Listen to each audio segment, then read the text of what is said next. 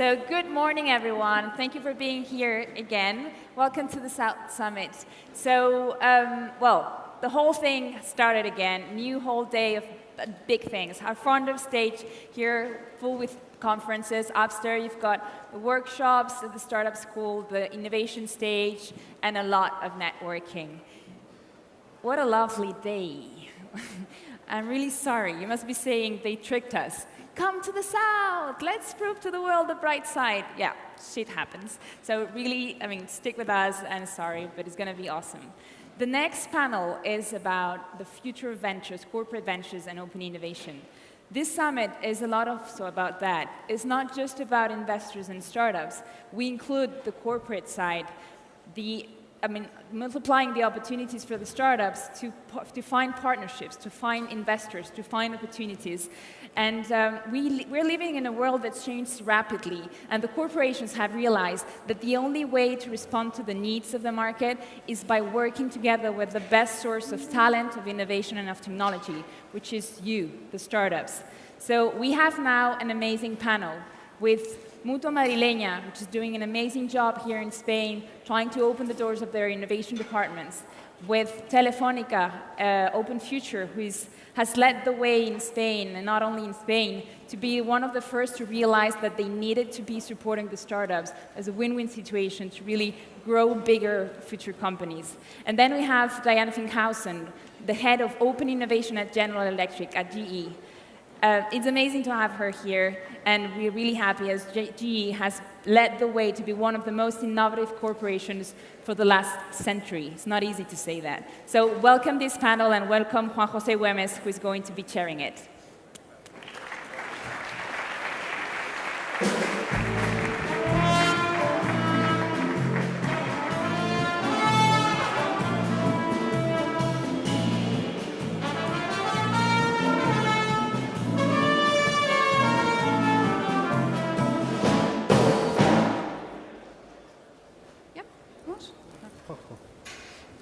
Donde queráis.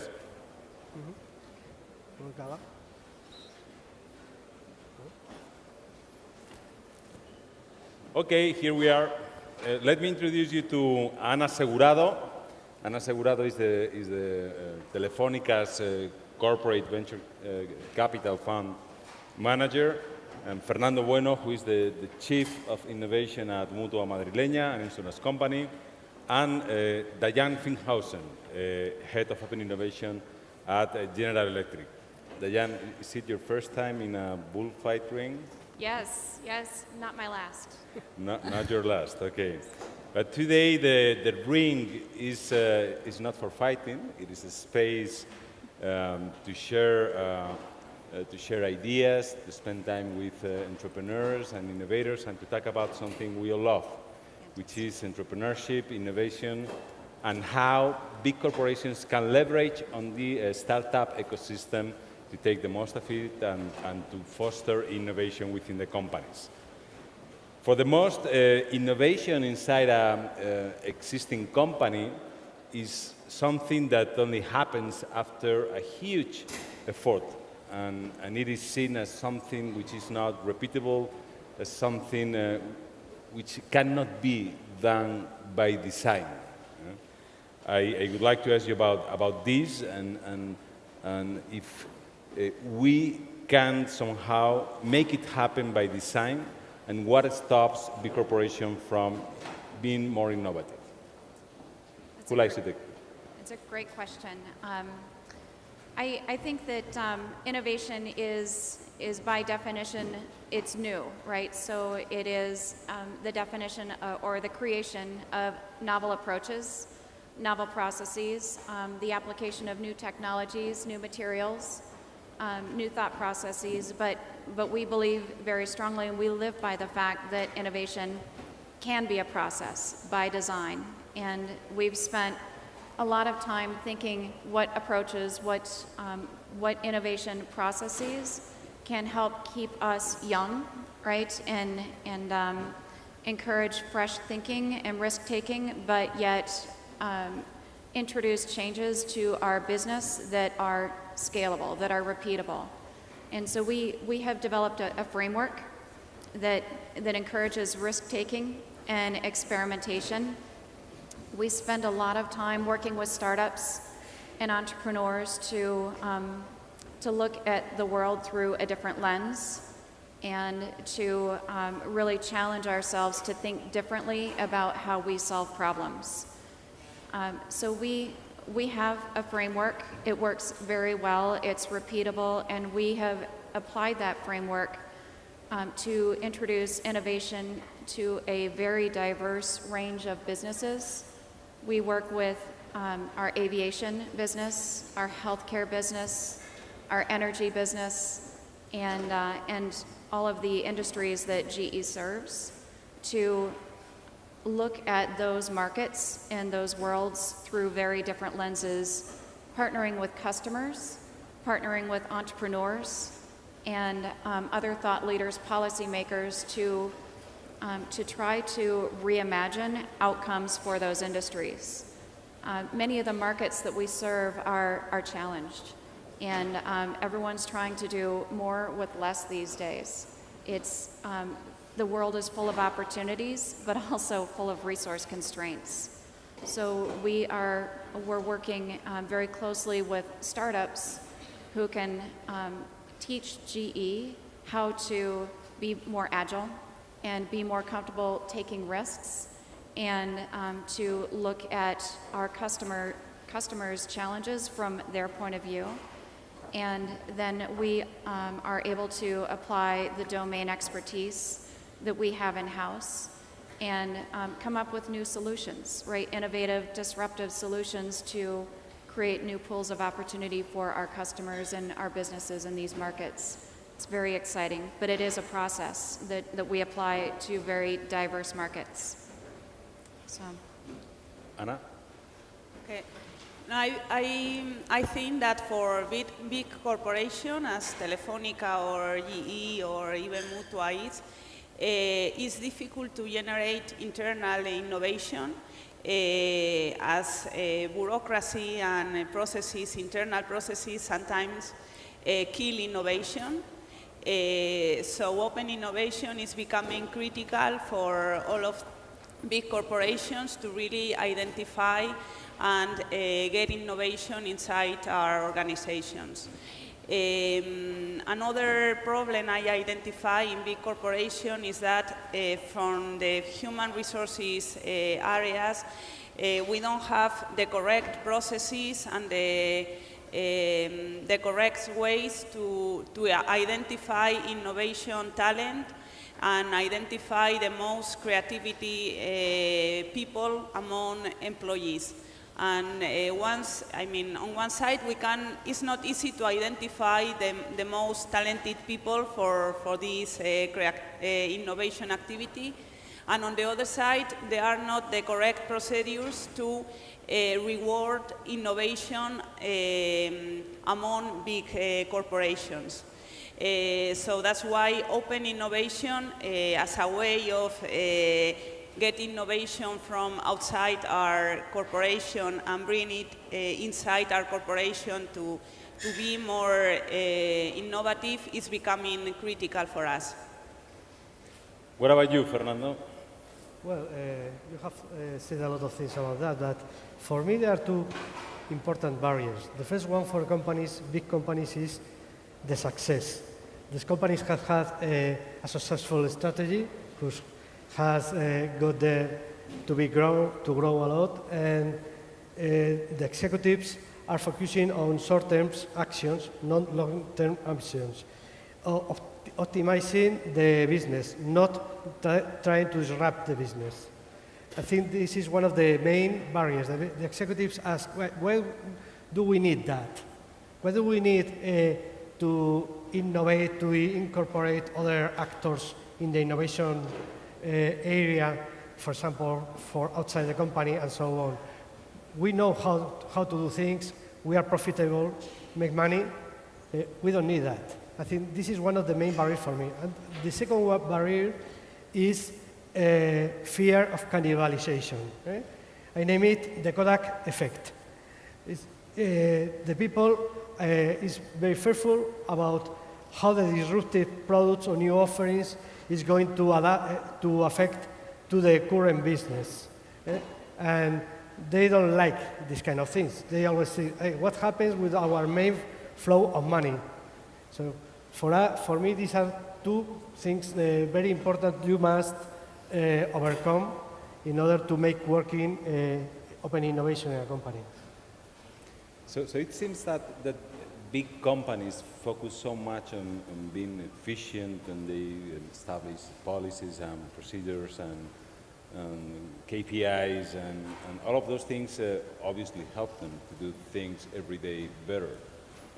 But they're working on a proven business model, but when it comes to do something different, somehow those same tools that are used to be more efficient can also become an impediment for continuous innovation. Is that right? Mm-hmm. Dyan? Yes, they're focusing on optimizing. It's what KPIs do for you, but not in doing something completely new.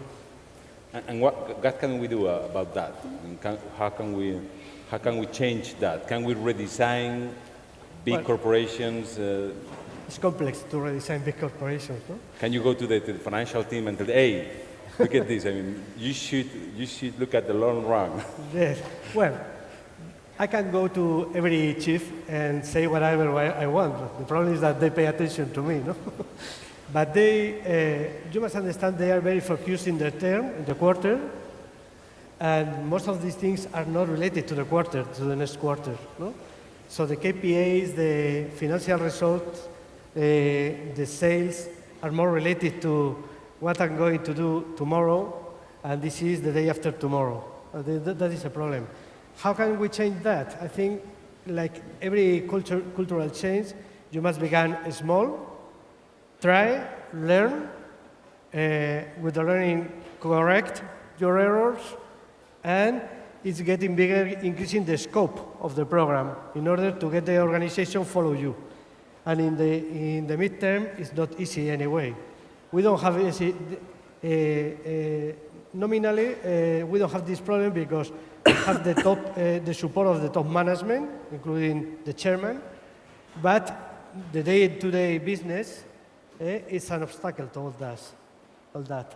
So you must fight, act as a psychologist sometimes in the organization.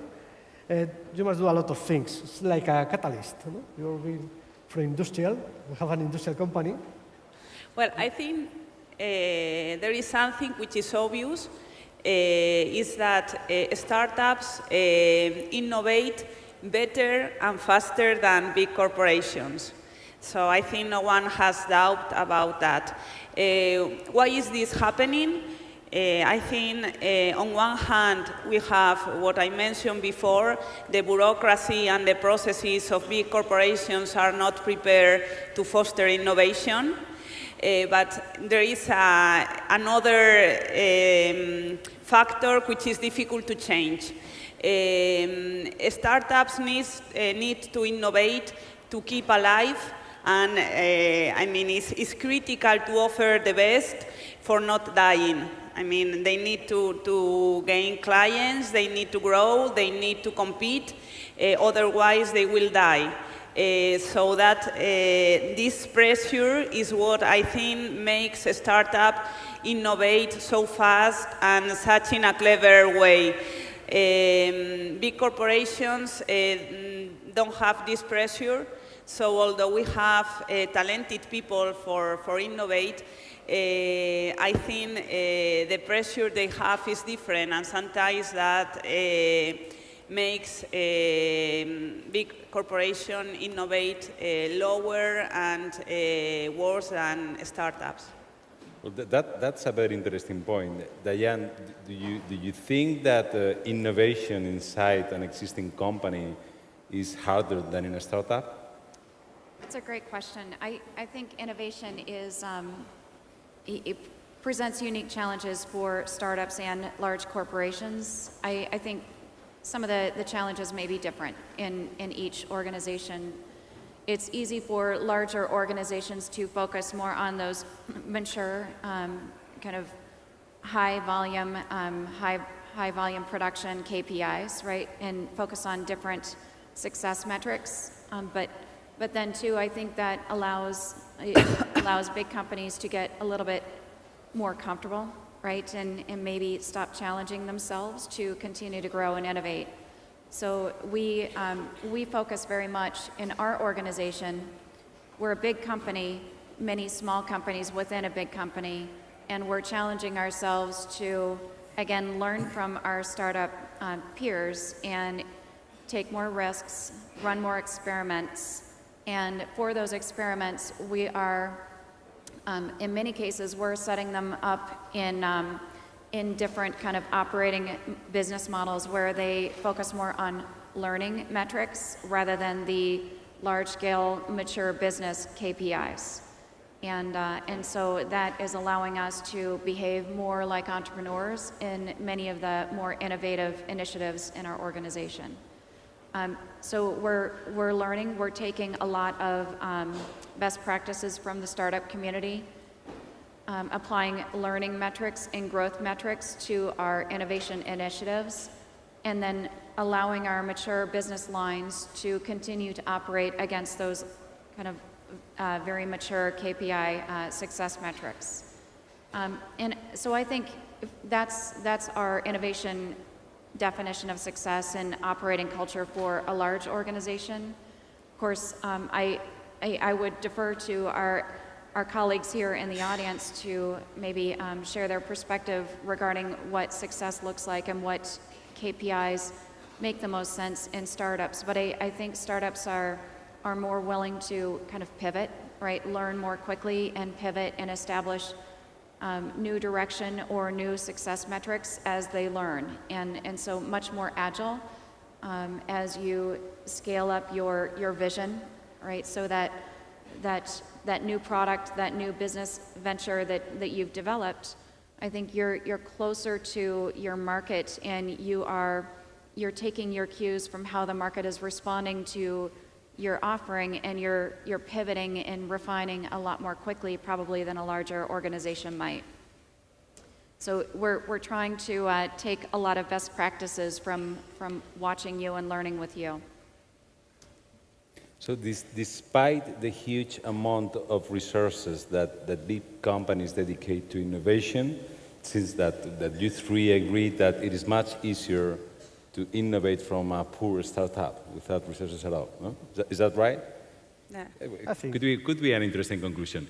I'm going to open, I'm inviting you to ask any questions you like. You have three people with a huge experience in corporate innovation and who are dealing every day with the startup ecosystem. So I will go to the next question, but think about your question, and you're invited to ask. So what can we learn from startups? What can we learn? What can we learn to foster innovation in big companies? Well, we can learn a lot of things, no? We can learn the teamwork, the real teamwork, to achieve a common objective, not my functional objective or my business unit objective. We can learn from the mindset, the disruptive mindset. It's very difficult to change that in big corporations. The agility of the team, of the startups, the bureaucracy in the big corporations makes you spend a lot of time launching the new offering or even identifying new opportunities. It's very complex. Perhaps we have anyway the corporation have another advantage is who are resources, knowledge, access to markets, some little things important for innovation. But I think the more important thing is the agility. And the big corporation, as bigger, is less difficult to develop a continuous flow of innovations and put them in the market because they don't fit in the system portfolio, because existing executives doesn't like it, or just bureaucracy, approvals, and so on. Ana, what about Telefónica? Well, what did you learn from startups? Let me tell you that Telefónica is one of the Spanish companies which has dedicated more resources to to scout and to be very close to the startups. They have Guaira, which is an incubator now established in 13 countries. 13 countries. I was in the opening of the first one in Bogotá and then many others. You have been dealing and supporting with something like 200, 300 startups through Guaira. But you do many other things to get closer to startups. But what have you learned from that? I mean, Telefónica is in the technological sector. For us, it's critical to bring innovation from outside because things change every day. So we cannot innovate at the speed the market is asking us for. So we have to complement our internal R&D processes and innovation with innovation coming from outside. So we are very aware of that, and we have developed, as you mentioned, different instrument to bring startups and to work with startups in order to push innovation and do things together. So in that way, we have the Guaira initiative, which is a network of accelerator looking for seed startups and seed opportunities. Then we have the network of VC funds, which is Amerigo, and the corporate venture fund, which are both focused in growth opportunities with different sector focus, but both in growth opportunities. And what can I see in startups and what we have to learn from them? Well, I think they have very talented people, very committed with their own projects, and very focused on results. So these are three characteristics which makes that, makes innovation easier.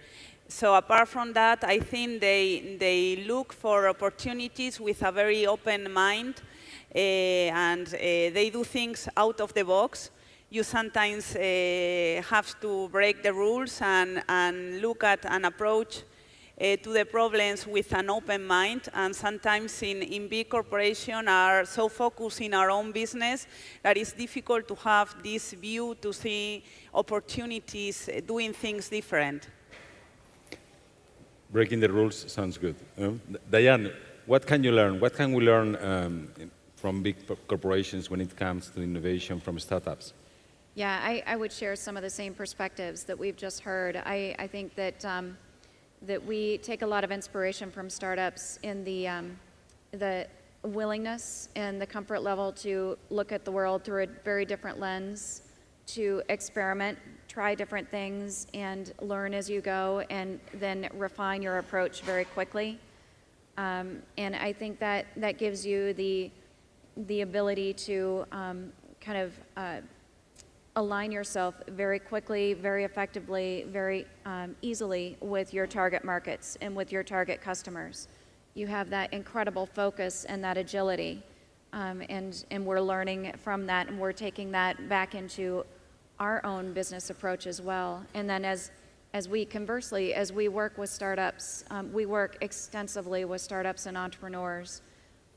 It's a very, very healthy kind of a good experience for both of us. As they grow their businesses, we're able to share, conversely, our experience with them regarding how to kind of begin to scale those visions and those startup organizations into larger organizations, so we can share our experience with more process rigor and how you develop a scaled organization. So it's a very good relationship that we share with the startups with whom we partner. We're constantly kind of challenging each other, learning from each other, but it's a very very beneficial, healthy relationship with the many entrepreneurs with whom we partner. So hopefully we'll continue to learn and grow with them. Okay. Do we have any questions from the audience? Not for now. Okay, so despite the huge resources that corporate... Okay, go ahead.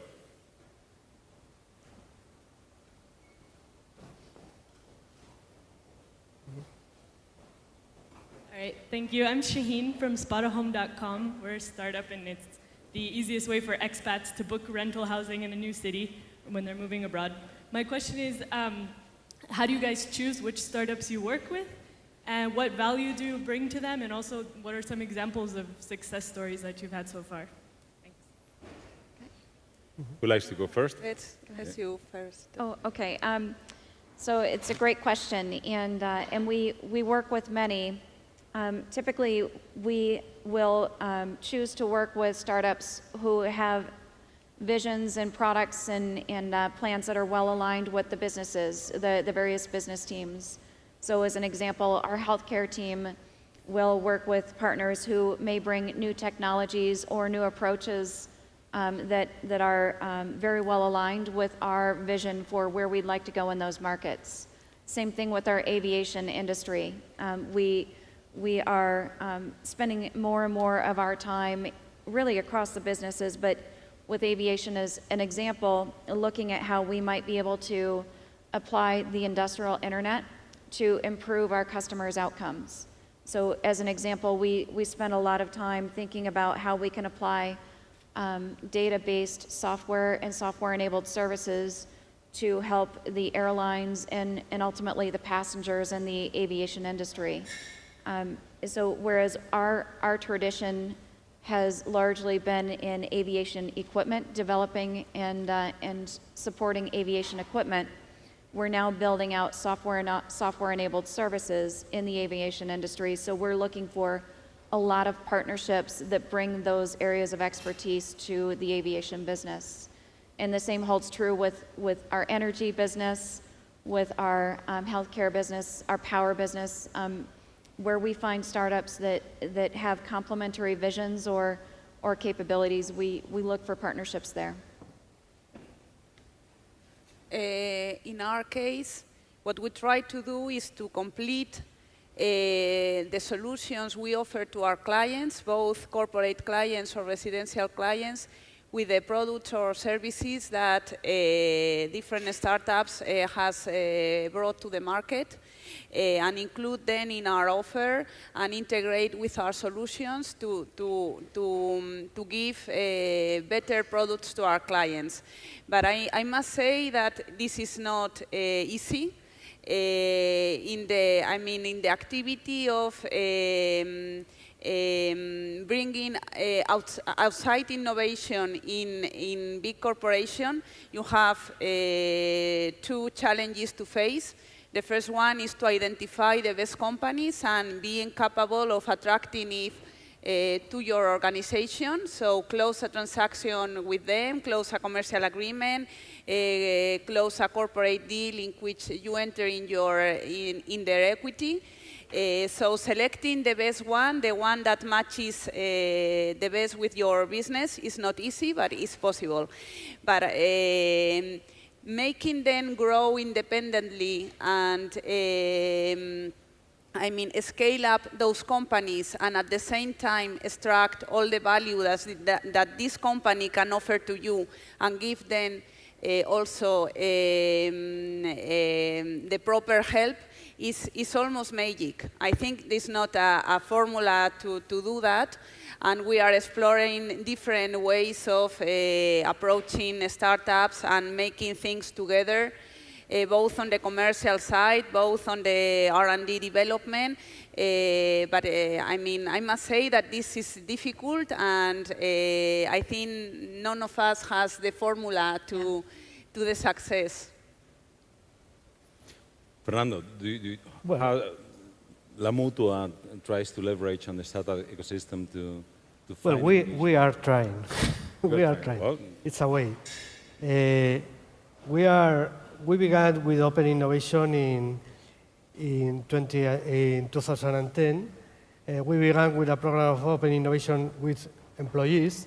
Then we passed it to customers, added the customers, and then we began to work with providers and startups.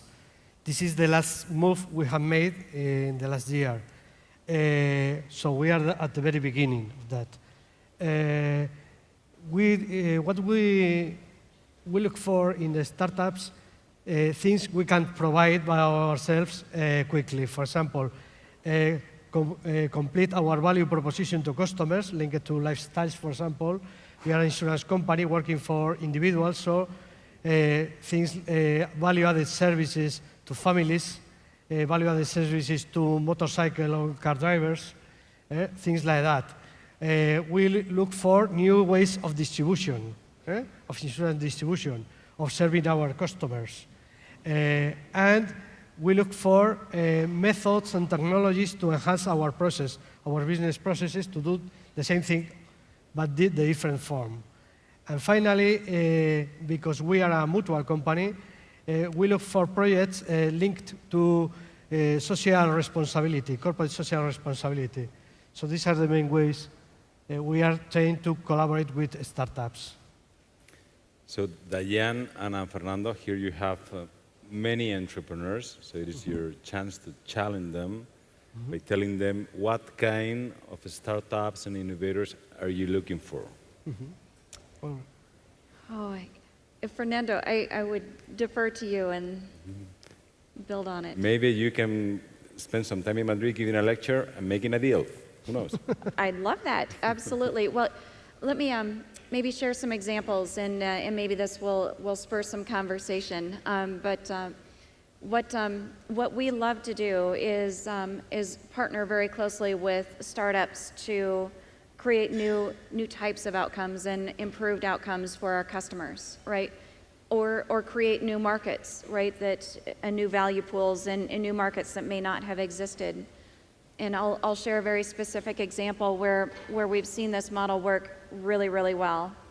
And this may be familiar to some of you, but we have, within the past year, established a partnership with a couple. My mic. Oh, there we go. With a couple of startups in our appliances division. So if everyone is familiar with GE appliances, we have a very, very long tradition of providing consumer appliances and a very mature manufacturing process. And so in our conversations with startups, we have challenged ourselves, and they've challenged us to be more nimble and to have a much closer dialogue with our customers and try to reinvent the way we make appliances and launch new appliance products. And so we have, in the past year, established a partnership with a company called Local Motors. I apologize, I'm losing my mic. But a company called Local Motors. It's a small organization based in Phoenix in the States, and they are a crowd-sourced company and also provide small batch manufacturing and rapid prototyping. We have also partnered with the University of Louisville, so it's a three-party relationship with a startup and a university, and the goal of this partnership is to introduce new appliances not in 3 years, but in 6 months, which for GE in this line of business, it was kind of an extraordinary goal.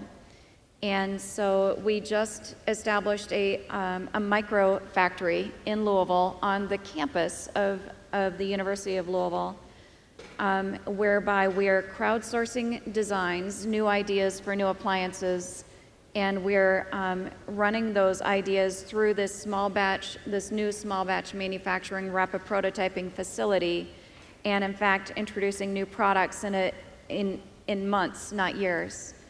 And so it's those types of paradigm shifts that we're looking for in our mature industrial businesses. How can we challenge ourselves to bring all the strengths of the entrepreneurs and the startups, the agility, the risk-taking, the fresh thinking, the proximity to kind of new perspectives, and reinvent the way we do business so we can encourage growth, we can create new value pools, and we can transform our markets and our customer outcomes.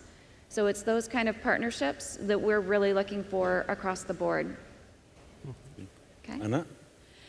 Well, for Telefónica, in terms of industry focus, the technology sector is very wide, and we are looking for opportunities in many different sectors. I mean, in most of the digital areas, we are looking for startups.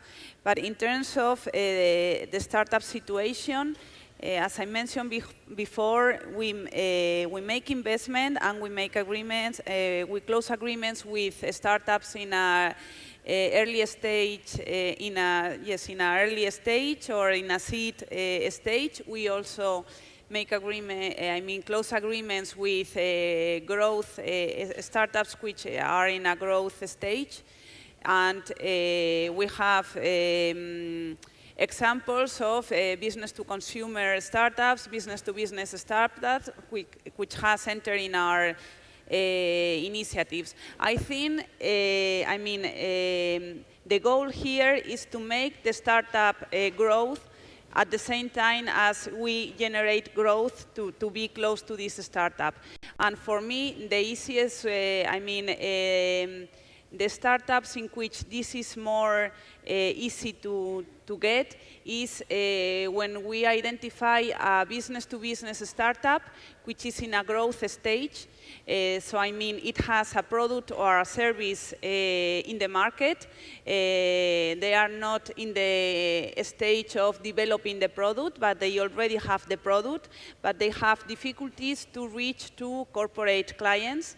It's very difficult for a startup, at least in Spain, to close transactions and to close agreements with big corporations. I mean, there's a question of reputation and size, which make it very difficult. So I think Telefónica, in these cases, is a great partner, as we can offer them a lot of commercial opportunities. We can go together to big clients. So we benefit from a very innovative product, which completes our solution and our offer to the clients, and they can grow because they can reach to big clients and has commercial opportunities. So I think this is the kind of situation in which it's very easy to have advantages for both the startup and also Telefónica. So you're telling me that once you invest in a startup, you call the business people and you tell them, follow me, help me to grow this startup, and they follow you? Well, I think the process is a bit different. We identify in which areas we are most interested in identifying products or solutions to complete our own developments. Then, we search in the market which startups fits better with our strategy and with our developments. And yes, we usually try to get a stake in the equity of those companies, because it's a way of having a narrow relation with the company and having a very close relation with them. And at the same time, we work on the commercial development, working with the people of the operating business, identifying commercial opportunities, and trying to bring this product to our offer. So this is the process. Any more questions?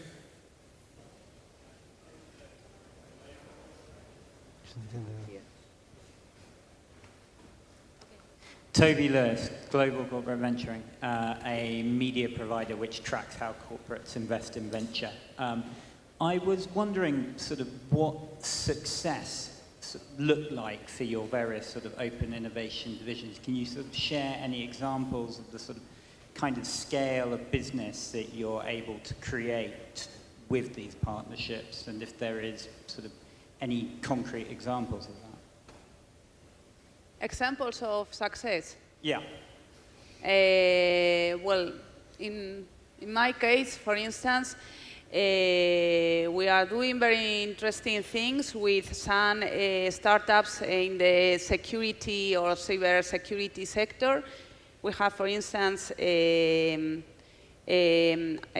deal with a startup which name is Bluelip. we took a stake in that startup. Using our Amerigo fund, which is managed by Kibo. So Kibo took a stake in the equity. Also, our corporate venture fund took a stake in this startup.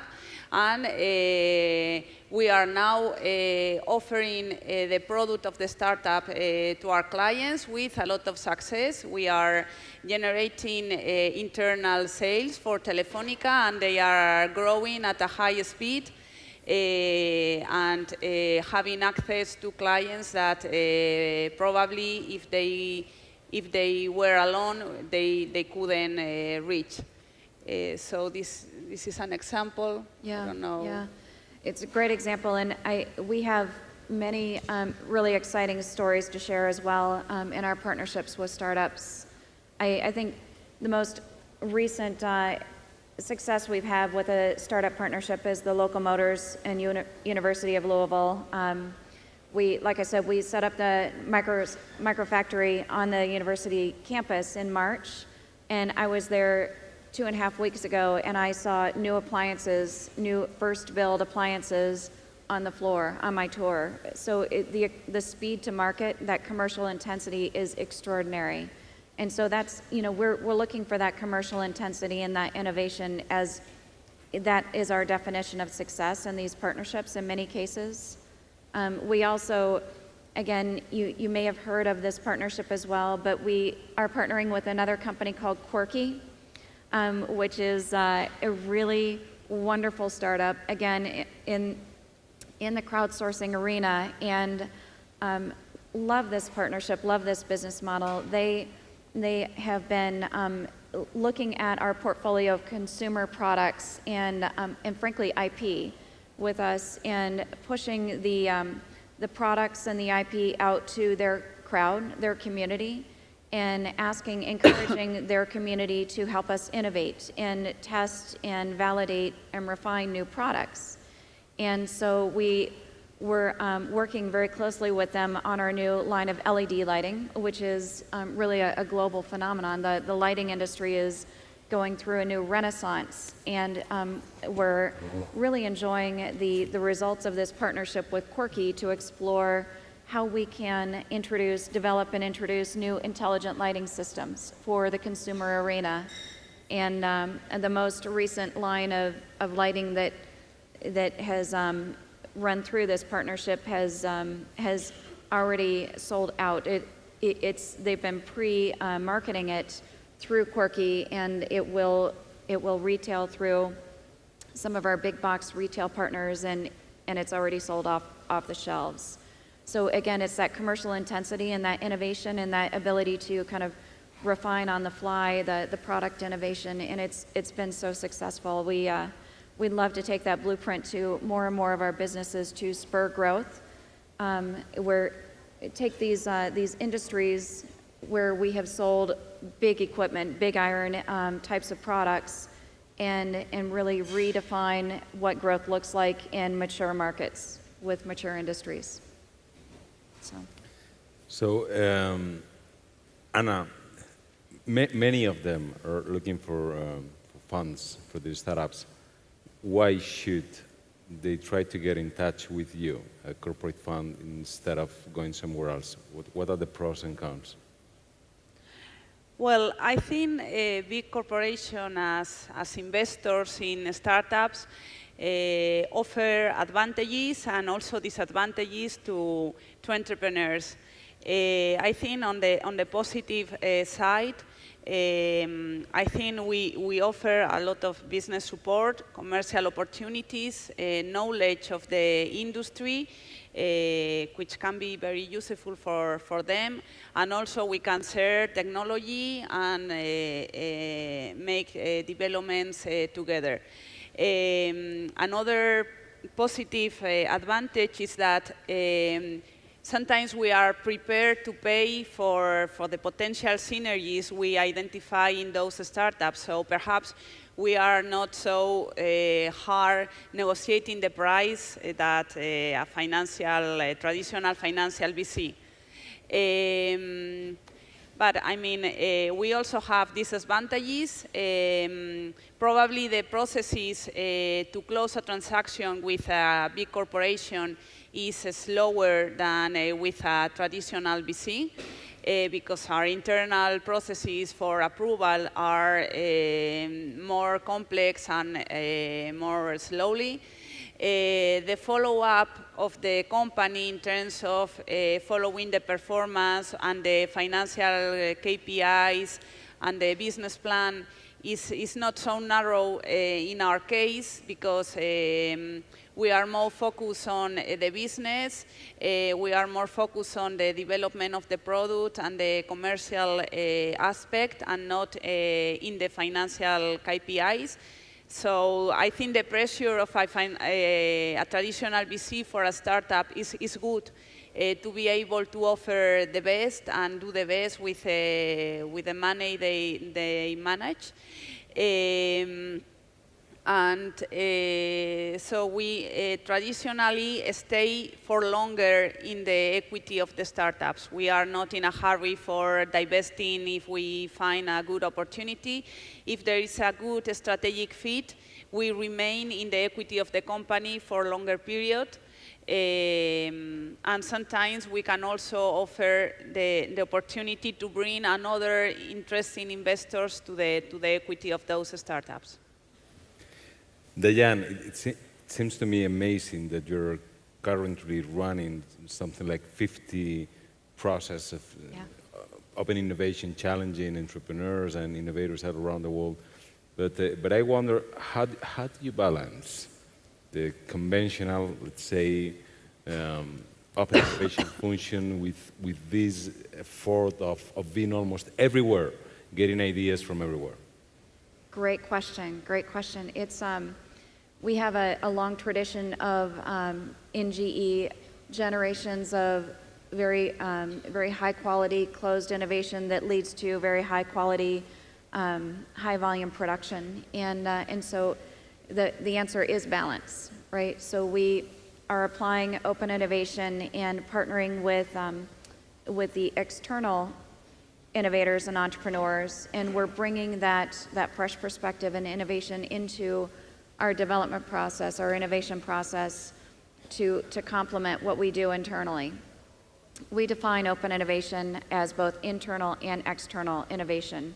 We are a diversified organization, so a power generation engineering team may look to collaborate with engineering teams and other divisions to bring that fresh perspective into the power generation innovation process. And so we define open innovation as both internal and external collaboration opportunities. We are expanding our use of the open innovation tools and projects, 50 and growing, hopefully. But the key is to make sure that we maintain our trajectory and our priorities, our business priorities that we've committed to, but then we begin to accelerate those and expand those priorities by partnering with innovators outside of the GE community. So it's intended to accelerate and expand our business priorities and the outcomes that we can deliver for our customers. But the key is balancing, right? Do no harm, expand and accelerate. Do we have any other questions from the audience? Hi. The question is for Dyan. How do you see the Internet of Things evolving within the industrial side of GE? Great question. So the Internet of Things is such an exciting space right now. We have committed completely to the Internet of Things and have established a business unit in San Ramon to really help us layer industrial internet solutions across all of our industrial businesses. And I think that, to answer your question very specifically, the Internet of Things will transform the way business gets done in a multitude of industries, ranging from healthcare to aviation it's just, it is enabling intelligent decisioning, basically software and software-enabled services to create these decision support tools that will help operators and corporate executives alike really optimize, re-optimize complete systems, whether those are manufacturing systems or aviation systems or healthcare systems, creating a frictionless patient experience. There are so many ways to collect and use data to create insights and to create decision support systems that will help people and businesses completely rethink the way that they deliver business services. So it's really exciting. Thank you. We have to go, but before that, I would ask you to give a 30 seconds conclusion, your own conclusion on startups, big corporations, and innovation. Starting with Anna, for example. No, I think the main message I would like to express is that corporations need startups. They are critical for our growth, and I think the joint and the alliance with a startup can bring a lot of value for both the startup and the big corporation. Fernando? Well, I think startups shouldn't think about corporations only as a provider of funds, but as a partner to do business together. I think it's another way of growing and to getting cash. And I think corporations should think in the same way, not only I invest or not invest in that business, but is this business attractive to work with me, with my existing business, or with my new business I want to attack? I think something we should change our way of thinking, not only as an investment, but as how it fit with our strategy. Yeah. Yep. Maestro, otro paso doble.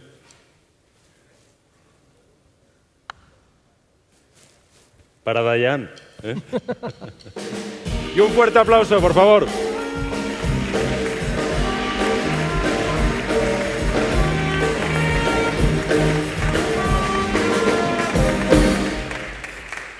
Muchísimas gracias. Muchas gracias. Encantado, Ana. Encantado.